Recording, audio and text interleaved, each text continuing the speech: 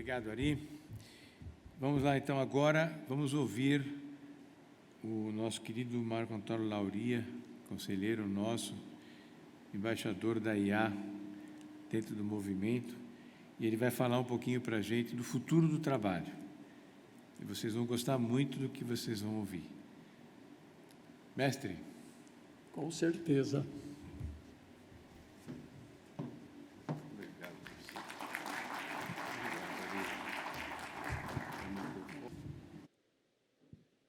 Boa tarde. Vamos falar sobre o futuro do trabalho com IA. O primeiro desafio vai ser fazer isso em 30 minutos, né? Porque é muito material, mas sobra um tempo para a gente discutir depois. Aí vai passar a apresentação aqui em algum momento. Tá aqui. Eu vou ficar no meio, que assim eu não atrapalho ninguém. Pessoal, meu nome é Marco Lauria, tem meu contato no LinkedIn, se vocês não me seguem, quiserem, pode escanear o QR Code.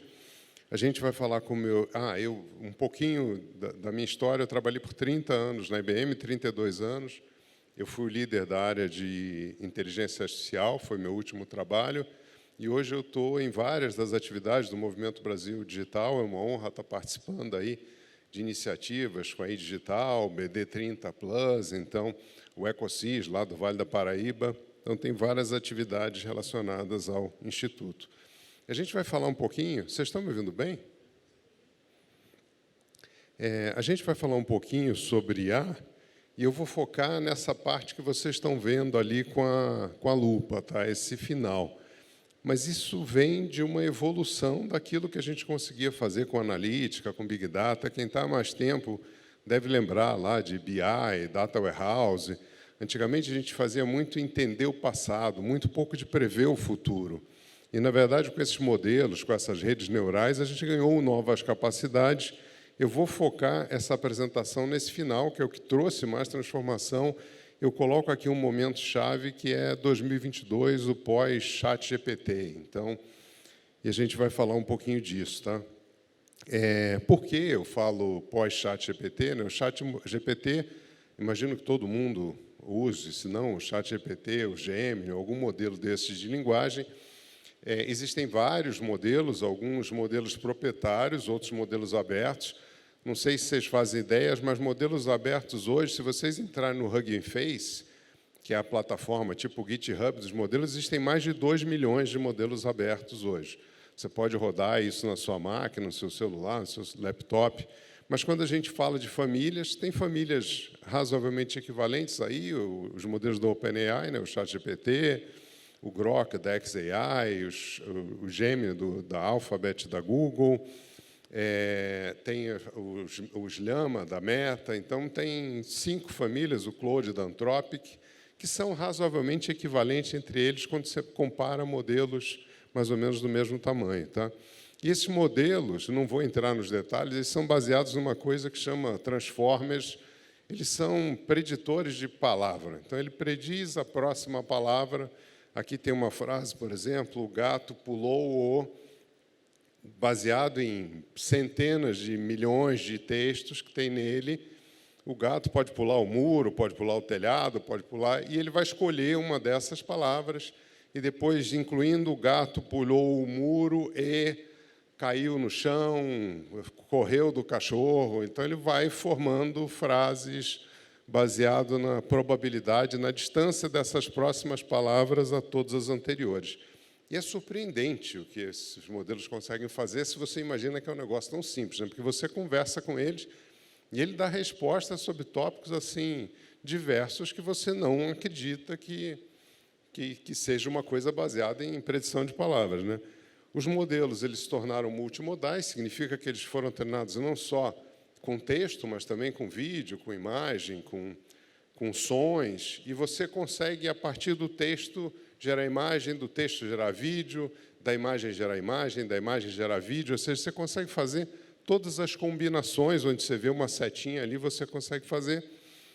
E as pessoas sempre perguntaram, eles foram treinados com base de que informação? Foi informação escrapeada na internet, a maioria delas consta nesse gráfico aí, muita informação do Reddit, informação do YouTube, da Wikipedia. Essa foi a informação básica que alimentou esses modelos eles são multimodais. Isso aqui é porque isso é importante para o futuro do trabalho, porque quando a gente vai chegar lá, vai explicar. E ao longo dos anos, né, se vocês olharem de 2022 para cá, parece uma eternidade, mas são 3 anos, os modelos evoluíram muito. Eles ganharam sentidos, né? Você consegue falar e ouvir o modelo hoje. Se você quiser e tem no celular, você não precisa digitar. Eles entendem imagens, eles entendem fotos. Se você der uma imagem para eles, e eles geram uma imagem, né? Então, você pedir, faça um infográfico disso aqui. Nem sempre sai como você quer, às vezes tem que pedir 3, 4 vezes, mas o fato é que eles ganharam os sentidos, eles ganharam a habilidade de escrever código. Você pode programar em qualquer língua, pedir para escrever um código em Python, em C, no que você quiser. Eles ganharam capacidade de responder coisas mais complexas, né, que chama esse deep think. Ele gasta mais tempo pesquisando, acessar a internet. Os modelos, inicialmente, só trabalhavam com os dados que tinham sido usados no treinamento. Com a capacidade dele acessar a internet, fazer um RAG, se você fizer uma pergunta de alguma coisa que aconteceu ontem, isso, obviamente, não estava no treinamento dele, mas ele consegue responder. Em cima desse modelo, se construiu uma camada de aplicações ali para eles. Então, hoje existem mais de 40 mil aplicações construídas em cima desses modelos de linguagem para fazer coisas específicas. Tá? E como é que você sabe essas aplicações? Né? 40 mil aplicações, então existem diretórios disso. Por exemplo, alguns já devem ter visto esse site There is an AI for that.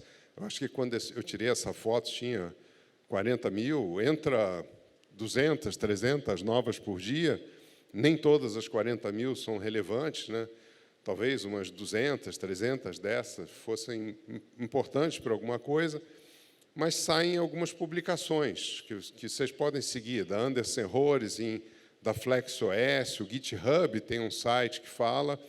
Essas duas aqui atualizam a cada 6 meses, eu acompanho essas coisas para ter uma ideia de quais são as aplicações. E eu montei um mapa mental, também quem quiser, tem esse QR Code, está na apresentação também, consegue baixar, tem mais ou menos 150 aplicações para coisas diferentes que eu vou mostrar um pouquinho. Então, quem quiser consegue baixar do Dropbox o mapa mental. E é só para ter uma ideia de que áreas são, né? Tem nesse território azul, tem muita coisa relacionada à criação de coisas para as mídias sociais. Todo mundo hoje está sempre criando coisa para a mídia social. Aqui tem geração de imagens, geração de vídeo, avatares digitais, síntese de voz. Você clona a sua voz e o avatar vai falar com a sua voz, com o seu vídeo e tal. Então, tem uma série de geração de música, tem uma série de coisas voltadas para a produção de conteúdo, seja para Instagram, TikTok, YouTube, o que vocês quiserem. Ali em cima tem o que seria o canivete suíço das coisas, os chats GPTs da vida, Gemini, essas coisas todas. Naquela área laranja ali tem as ferramentas do Office, o Copilot da Microsoft, as ferramentas do Google, o Notebook LM, eu coloco tudo naquele bolo ali. Os assistentes de reunião, né? Quando você coloca um assistente para gravar a reunião e depois falar os seus to-dos e tal, eu jogo naquele bolo ali. Tem umas ligadas à ciência, à matemática, geração de código, tem um campo grande ali embaixo, e tem umas que eu coloquei ali num rosa, que são as ferramentas de companhia. Sempre entre as top 50 tem de 5 a 10 ferramentas que tem psicólogo virtual, tem de tudo, gente para conversar, para fazer companhia para idoso, companhia de todos os tipos, sentimental. Então, é uma das preocupações, é uma categoria. E eu menciono isso, uma outra coisa que se fala muito na evolução dos modelos são os agentes, né? Hoje, se você pega um chat GPT, você pode pedir, me ajude com uma viagem, mas ele ainda não faz a reserva da passagem, não reserva o hotel.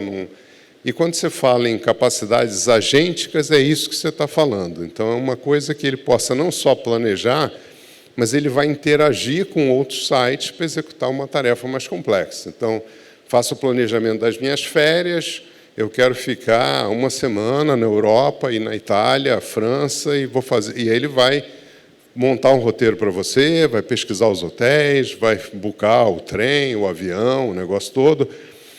Hoje, esses agentes funcionam muito emulando a interface humana, que eles chamam Computer CUA, Ele lê a tela, captura a tela, entende o que está na tela e ele digita como se fosse o teclado, mas o mais comum é que no futuro eles vão falar a gente com a gente, da mesma forma que com a web as pessoas passaram a acessar o Banco Itaú e fazer compras e tudo mais. Criou-se uma interface por legado, esses modelos vão conseguir executar isso diretamente, sem seguir o caminho humano. Tá? Quando a gente fala de potencial, já entrando aqui no futuro do trabalho, né, esse é um dos primeiros estudos que tentava quantificar isso, da Pricewaterhouse. E ele falava alguma coisa da ordem de 17 trilhões, era o que ele imaginava. O estudo é de 2017, muito antes do ChatGPT. E esse negócio é importante, porque não se tinha ideia, nesse momento, do que IA ia virar. E ele falava alguma coisa na ordem de 16 trilhões, chama atenção aqui a distribuição China-Estados Unidos. Né? Porque se China é 10 e mais Estados Unidos somado aqui dá o que está, não sobrou nada para... E mais Europa, que ainda tira mais um pedaço, não sobra nada para a América Latina, África e tudo mais. Então, você vê como é extremamente desigual a forma como a Price imaginava que se ia capturar essa oportunidade. Né? Eu falei que esse era de 2017, eu vou trazer outros 2 data points, um de 2023 e 2024, onde, apesar de existir nesse modelo já a consideração da IA generativa, quando fala IA generativa, é o ChatGPT e aquele monte de aplicações que estão em volta, que a gente chama de Generative AI, não mudou tanto a previsão do número. Né? Se vocês olharem, a coisa está ali na casa dos 20 trilhões, entre os 15 e os 30 trilhões, o que imagina que vai ser o crescimento do GDP nesses 2 estudos por conta dessa IA. E isso aparece refletido, se você olhar, no valor da ação dessas empresas, o crescimento que é previsto. Né? Se a gente olhar em 100 anos, não tinha nenhuma empresa de tecnologia nas top mais valiosas do mundo. Já no último, e na do meio só aparecia a IBM, a empresa que eu trabalhei. Na última, as 5 mais valiosas já eram de tecnologia. Esse número, se você pegar a figura dele todo mês, essas empresas de tecnologia estão valendo mais ainda. Né? Esse chart era, sei lá, de 2 meses atrás, e eu tive que fazer um chart novo aqui, porque na semana passada, Microsoft e Apple superaram 4 trilhões e a NVIDIA foi a primeira empresa a superar 5 trilhões. Quando você olha o price to earnings dessas empresas, elas estão extremamente esticadas. Está se projetando um crescimento de renda, que é um negócio assim enorme, que só se justificaria com um ganho de produtividade enorme. Você vai precisar ter aqueles 20, 30 trilhões ou mais, ou isso aqui configuraria uma bolha e o investimento que vem sendo feito. Né? Você vê projetos de 500 bilhões. Se você somar o CAPEX que essas 7 grandes empresas americanas estão colocando em infraestrutura, em data center para rodar um negócio, é da ordem de grandeza dos maiores projetos que já foram feitos pela humanidade. É a ordem de grandeza do projeto que levou o homem à Lua, do custo da bomba atômica. Esse é o investimento que vem sendo feito em data centers por essas empresas. Né? E por que isso e quais são os catalisadores e os inibidores? E eu acho que nos inibidores a gente tem um papel importantíssimo. Sempre que eu penso no Movimento Brasil Digital, eu penso desse lado, né? Porque a gente viu que aquela figura era extremamente pessimista sobre o quanto o Brasil ia capturar. Porque uma das coisas é a velocidade com que as pessoas vão usar essas ferramentas, o quanto elas vão aprender, literacia digital. Se a gente olhar, existe um crescimento enorme que está embutido nesses valuations dessas empresas, nessas estimativas dos analistas de crescimento do PIB, do GDP e tudo mais, mas tudo depende de uma série de coisas que dependem de infraestrutura, que infelizmente a nossa não é das melhores, né? Acesso a computadores, acesso a literacia digital, incluir isso nos programas. Então, tem uma série de coisas que eu acho que a gente pode ajudar para que, se esse número se materializa, o Brasil seja uma parcela mais relevante disso aqui. Né? O material que eu vou gastar o resto da apresentação falando, e está disponível, se vocês quiserem, tudo que eu estou mostrando aqui, quem quiser os detalhes, é só entrar em contato comigo. Tem mais de 100 papers que foram publicados nos últimos 10 anos sobre esse assunto, muito material legal do World Economic Forum, do LinkedIn, da Microsoft, da IBM, de todas as empresas de consultoria, falando sobre o futuro do trabalho. Também tem vários vídeos, TEDs, que vocês conseguem ver, se você quiser. É um tema constante, as pessoas estão sempre preocupadas com o que vai acontecer com os empregos. É um dos temas que mais me pedem para falar, é sobre o futuro das profissões. E eu tenho um notebook LM só sobre esse assunto, que eu converso com eles, todo paper novo que entra eu jogo lá, deve ter umas 100 e poucas fontes que também disponibilizo para quem tiver interesse. Tá? Só um pouco de conceito, para vocês entenderem, quando a gente fala de estudo do trabalho. Imagina que se um trabalho, uma profissão, seja composta de tarefas. Qualquer profissão, professor, engenheiro, professor ensina os alunos, cria aula, faz prova, corrige prova, então tem um conjunto de tarefas. Algumas dessas tarefas podem ser feitas por IA, até sem o professor. Outras ajudam o professor, são as que a gente diz que podem ser argumentadas, e umas não pode. IA não faz aquilo, não vai fazer. Então, se a gente olhar qualquer profissão, ele é um conjunto desses 3 bolinhas ali de cores diferentes. Obviamente, quanto mais coisa IA conseguir fazer, mais essa profissão deve se transformar com IA. E aí tem o que IA consegue fazer sozinho, o que ela ajuda as pessoas. Né? E se a gente for olhar a dinâmica, algumas profissões provavelmente vão deixar de existir, e já deixaram de existir no passado. Né? Não tem acendedor de lamparina na rua lá, porque a luz é elétrica, não tem motorista de charrete, não tem uma série de outras coisas hoje. Já várias profissões já deixaram de existir, algumas provavelmente vão deixar de existir. A maioria vai se transformar, e as pessoas vão fazer aquilo que elas faziam usando o IA como ferramentas, então vão se tornar mais produtivas. Novas profissões vão surgir, a gente vai ver uma delas aqui, o gerente de robôs de IA para codificação. Então, novas profissões vão surgir. Um ponto que eu quero chamar a atenção, né, e por isso que eu falei daquele estudo de 2017, é que eu estava revendo esses TEDs, e tem 12 anos de TED aqui na história. Eu trouxe 2 fotos para mostrar para vocês, e de 2 pessoas que são muito boas nesses assuntos, não são leigos. Né? Max Tegmark e o Kai-Fu Lee são 2 pessoas que estudam o assunto, técnicas. No primeiro chart, ele falava que as atividades que envolvem criatividade estavam razoavelmente seguras. A criatividade é uma característica humana, uma máquina nunca vai ser criativa e tudo mais. Depende do que a gente chama criatividade. Né? Ela gera textos razoavelmente inéditos, gera uma foto nova, uma imagem. Não é exatamente igual àquela imagem que estava no treinamento, e o texto não é exatamente igual ao texto que estava no treinamento. Esse segundo chart dizia que, à medida que a vai avançando, a água vai subindo, e o que está ali em cima do morro está razoavelmente protegido. Isso é de 2018, não tem 10 anos. Essa figura, hoje, não vale nada, porque o que estava no topo do morro era código, que a domina completamente, escrever livros, arte, ou seja, a previsão que se fazia de quem era do assunto, baseado no que IA era usado para tarefas repetitivas. Por isso que naquele gráfico fala, aquilo que é mais repetitivo tem mais chance de automação. Não se imaginava que o IA ia tomar o caminho que tomou. E por que eu acho que é importante? Né, que se a gente coloca numa linha do tempo e a gente avalia, aqui eu coloquei tipo 3 estudos para mostrar essa diferença, a percepção que tinha do futuro do trabalho mudou muito. E o que significa que pode mudar muito no ano que vem. No ano que vem, o Francisco pode me convidar de novo, eu vim fazer uma apresentação, e o relatório de 2026 já mudou razoavelmente, porque apareceu alguma coisa que a gente não estava levando em conta. Né? Então, a gente vai mostrar algumas dessas coisas aqui. Né?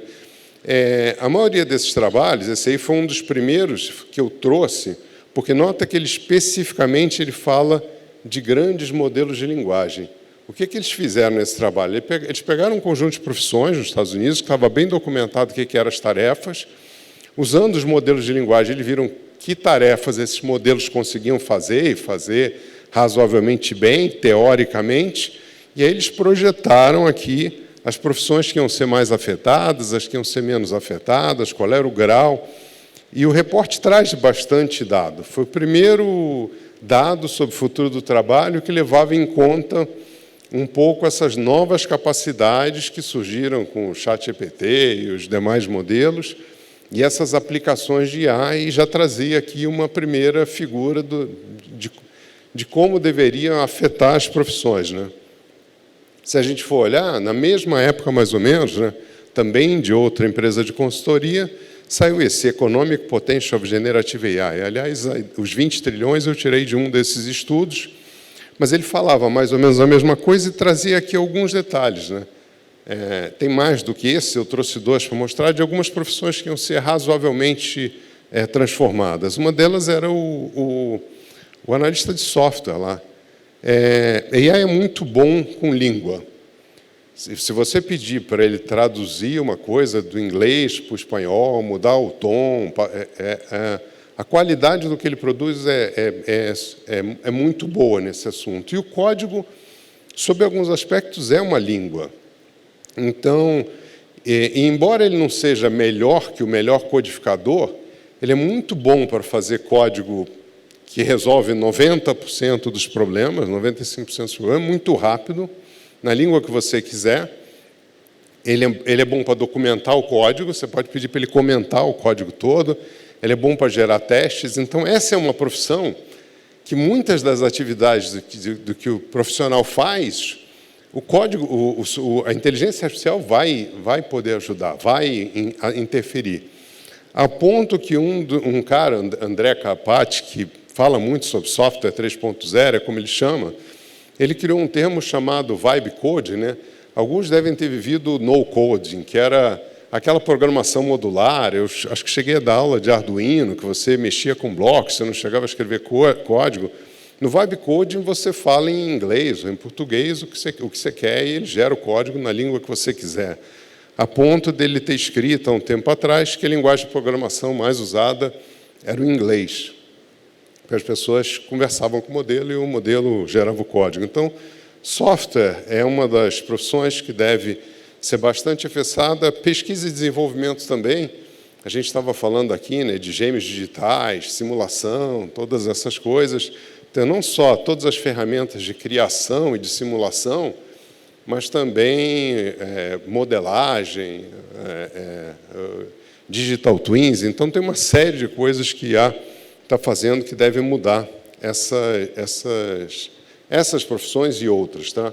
Eu trouxe aqui alguns estudos mais recentes, como eu falei, senão a gente precisaria 2 horas para debater essas coisas, mas coisas que eu achei que eram relevantes. Um é um trabalho da Microsoft já desse ano, 2025, que é como se fosse a firma da fronteira aqui.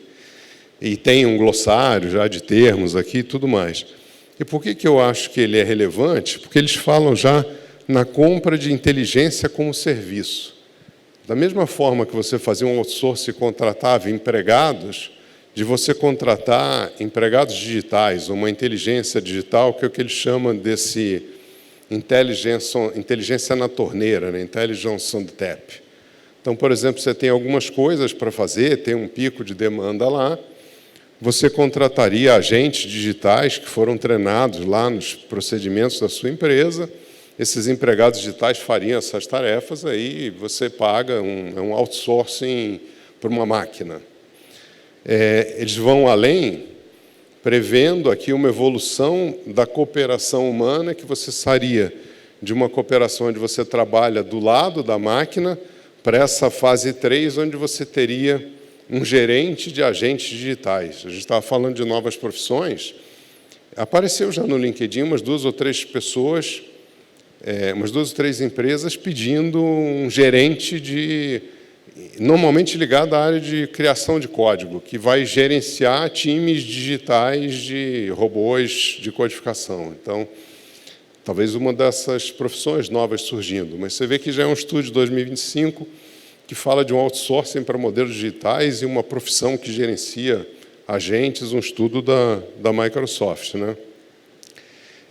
Tem um outro do World Economic Forum, que eu trouxe alguma coisa, onde ele traz não só algumas profissões que ele imagina que vão ter necessidade de demanda, muitas coisas nas áreas técnicas, mas o que mais me chamava a atenção eram os skills que ele dizia que as pessoas vão precisar para poder trabalhar junto com essas máquinas, né? E sem entrar muito no detalhe, por conta do tempo, né, sempre surge uma discussão, se eu vou trabalhar com a máquina, será que eu tenho os soft skills para fazer a parte humana desse trabalho em conjunto, né? E vários analistas dizem que talvez a gente esteja perdendo um pouco disso, né? As gerações mais novas, elas ficam tanto tempo conversando na rede e menos atividades externas, que elas tendem a ter menos empatia para algumas coisas. O mundo se tornou extremamente polarizado, tem menos discussão, tem muito mais embate, e talvez esses sejam alguns dos skills fundamentais para o futuro nesse trabalho colaborativo. Então, a gente devia não só estar dando uma olhada nas ferramentas que existem, o que elas vão fazer e como eu consigo usar essas ferramentas, mas será que eu estou desenvolvendo as minhas capacidades, especialmente de soft skills? Será que essa nova geração está preparada do ponto de vista de soft skills para essas coisas? Se um médico vai sobrar mais tempo, ou um professor interagindo com o paciente ou com o aluno, chama atenção que alguns alunos ou alguns pacientes preferiram interagir com um bot do que interagir com um humano. Então, o que a gente devia ser melhor para fazer, que era ter empatia e ter essa sensibilidade, talvez até isso as máquinas estejam fazendo melhores do que nós. E eu termino com um estudo, como eu mostrei, aqueles primeiros reportes, eles eram de empresas de consultoria. Entre o que as empresas de consultoria imaginam que vai acontecer e o cenário real, pode existir um gap aqui. E esse ano começaram a surgir os primeiros reportes das empresas que são donas desse modelo, olhando para que esses modelos estão sendo usados. Então, eu trouxe aqui como um exemplo, né, da Anthropic. A Anthropic publica um material, está na 3ª versão, mostrando, baseado nas tarefas que as pessoas estão interagindo com o Claude, para que elas estão usando. E a gente consegue fazer o gap se aquilo que se imaginava naqueles estudos está se materializando aqui, né? Nessa primeira versão, a gente via que era muito na linha da augmentação. As pessoas usavam ela como uma ferramenta para nos ajudar em algumas coisas. Aqui, obviamente, tem mais detalhes sobre essas profissões, ou para que eles estão usando. Um pouco das geografias, né? Não é surpresa que Estados Unidos e Canadá e boa parte da Europa esteja no marrom mais escuro, que é a utilização maior, mas é bom ver que o Brasil, pelo menos, está num 2º tier aqui, não está no 4º tier do ponto de vista de utilização. Aliás, o reporte mais novo da Anthropic, que eu acho que saiu semana passada, tem, inclusive, das principais utilizações que estão se fazendo no Brasil dessas ferramentas. A gente consegue ver para que eles estão usando ali, para tradução, para criação de código, aparece ali quais são os principais usos dessa ferramenta. E o material da Anthropic é legal, porque ele separa a entrada via a interface oficial do Claude e via API. E o que entra via API é o uso das empresas, né? Porque a empresa não entra pelo front-end do Claude. Então, e pode ser diferente os usos. Aliás, a inteligência artificial ela seguiu uma dinâmica completamente diferente do que a gente tinha no passado. Naquele chart das aplicações eu não comentei, mas, em geral, as pessoas aprenderam a usar o Office, aprenderam a usar o Word, o Excel no trabalho e acabaram usando essas coisas em casa. Com esses aplicativos de IA generativa, aconteceu o contrário. As pessoas usaram em casa, na vida pessoal, algumas dessas coisas e acabaram criando um problema para as empresas, que é o Bring Your Own AI, de levar essas ferramentas para o trabalho. Soma que você acessa essas ferramentas via browser, a equipe de TI tem até dificuldade de limitar o uso dessas coisas e elas seguiram uma dinâmica diferente. Então, esse material é legal, quando a gente vai ver os detalhes, porque ele mostra a entrada via GPT e a entrada via a interface do OpenAI, via API. E tem a mesma coisa para a OpenAI. Não daria tempo da gente olhar, mas a OpenAI olhou os principais usos do ChatGPT, para que as pessoas estão usando, e fez um mapeamento com essas profissões. Tá? Então, obviamente, publicou quais seriam as profissões mais afetadas e as menos afetadas. Tudo isso está no material, depois quem quiser dar uma olhada. Para a gente fechar, pessoal, o primeiro é que é uma incógnita, né? Porque a evolução dos modelos, hoje os modelos são modelos baseados em transformers, muito bom para texto, mas não são modelos bons para matemática, para as coisas científicas e tudo mais. Tem uma corrente que diz que essa linha baseada em transformers já deu o que tinha que dar, ela não tem muito mais para escalar, e que os próximos modelos teriam que ser modelos baseados em outras coisas, modelos neurosimbólicos. O Gary Marcus fala muito disso, a Fei Fei Li fala modelos que tenham compreensão do mundo físico. A linguagem não existe na natureza. O mundo físico, com leis físicas, ciência, é diferente, né? Então, que deveriam vir novos modelos e que a gente só vai chegar na inteligência artificial geral, no AGI, com uma combinação dessas coisas que não vai poder ser só os transformers, né? Mas se a gente olha essa evolução do futuro do trabalho, a gente entende um pouco dessa substituição de tarefas, né? No começo, as primeiras análises imaginavam que fosse ter um efeito de um peso, de um barbell, onde fosse acabar o meio, as profissões do meio, e fossem permanecer profissões muito bem pagas e muito mal pagas. Aquele começo da curva lá da esquerda, né, o jardineiro, o pedreiro, a manicure, faz pouquíssima diferença para eles. Não consegue fazer nada do que eles fazem, provavelmente vai continuar não fazendo. Infelizmente, são profissões que não exigem muito... exigem um conhecimento específico dessas atividades, obviamente, mas não exigem um conhecimento sofisticado e não pagam muito bem, talvez até venham a pagar no futuro, porque são poucas as pessoas que vão fazer isso. E achavam que as profissões de alto nível estariam razoavelmente protegidas e o meio era o problema. O que vai acontecer com os empregados médios? Essa classe vai sumir, ou vai migrar para baixo, ou vai migrar para cima, vai se criar um monte de desempregados aqui no meio. Mas se a gente olhar as análises mais novas e os reportes mais novos, eles mostram que isso se deslocou do meio da pirâmide para a parte de cima. E que aí empregos mais bem pagos também estariam sob risco.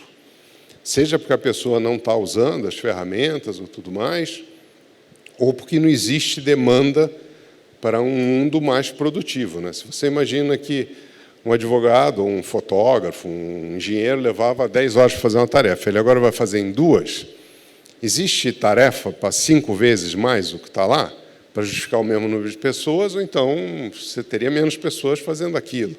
E o mundo, nem todo mundo é elástico, nem toda essa demanda vai acontecer.